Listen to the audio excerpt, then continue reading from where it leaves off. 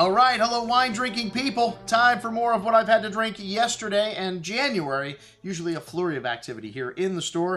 A lot of suppliers stopping in, and that means we get to taste a lot of new wines.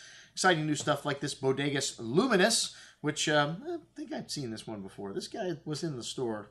You know, I've been doing this a long time, so I get deja vu sometimes when people walk in, and it was like 5 years ago. Anyways, some very good stuff from a small family-run winery in Lujan de Cuello, and these wines all estate bottled.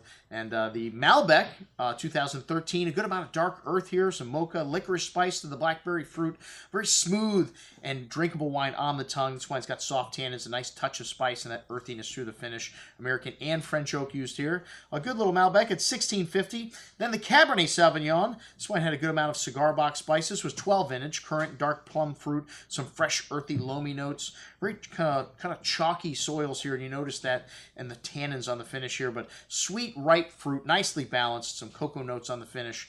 Only French oak used here. Medium toast. You get a little of that toastiness there. Very good. I like the Cabernet better than the Malbec. They do some great Cabernets in Argentina, but Malbec's what they're best known for.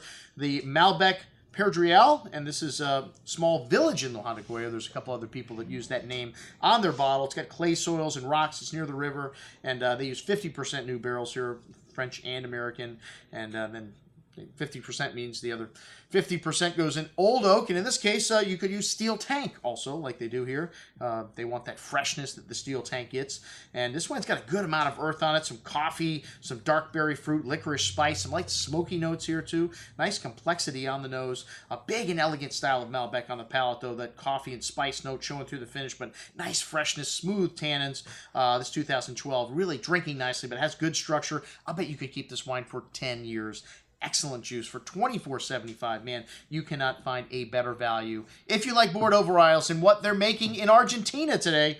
And this last wine, the Allamand from Altamira, and you may have heard of another winery, Acaval Ferrer. They make an Altamira, and this is the Uco Valley in a single vineyard, and only 7,234 bottles produced of this vintage, so 700, 600 change cases there. This wine's a very different minerality to it. It's got rock and that active limestone there. You get a good amount of blackberry fruit here, though. You notice that Malbec, some spices, some espresso, some graphite-like mineral notes. Very complex bouquet on this wine, and wow, good amount of dark berry fruit on the tongue. Nice freshness. A little bit of tannins coming in here at the end. This wine's very young, needs a bit of time, or a steak, but excellent juice at $24.75. And then the Allamand H. This wine is a blend of the best parcels and like all of the different good things, qualities of the different vineyards coming together, and the best expression from every vintage, all new barrels used here. So you get that lovely toasty oak spice, 60-40 Cabernet Malbec blend, and this wine's got a beautiful bouquet here, dark berries, plums, rich layered cigar box spice, fresh plowed earth, some dark mocha there, bitter cocoa, really nice complexity, and even better on the second day, which is why I taste wines twice. I always say check, double check, because on the second day, the great wines like this wine really stand out. And the top wines of Argentina, this wine's most excellent, even though they're not cheap. They're not that expensive. I have the price on here, $36.75.